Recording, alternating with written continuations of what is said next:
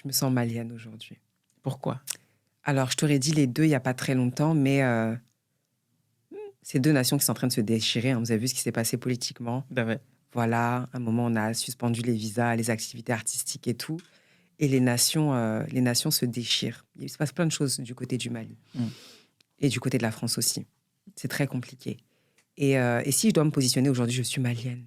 Parce que ce qu'on voit de moi en premier, c'est pas le côté français. Mmh. Et d'ailleurs, à chaque fois que je vais à l'étranger et que les gens te demandent quelle est ta nationalité en anglais, et tu dis que tu es française, ils te rient au nez, en fait. Mmh.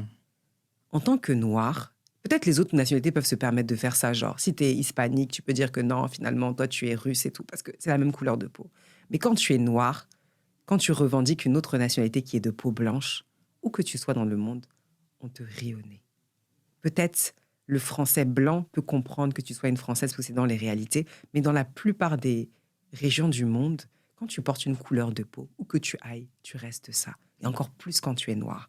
Dieu m'a fait naître avec cette couleur de peau, donc j'ai beau avoir un passeport violet, je reste quand même une citoyenne malienne, imbibée de la culture malienne. Je passe beaucoup de temps là-bas, je m'habille comme, même dans ma façon de m'habiller, tu sens que voilà, il y a quand même quelque chose. Et c'est ma culture, c'est ce que je suis, donc clairement malienne. Et vu que Yes. je prévois de m'y installer, et que je suis ici que de passage,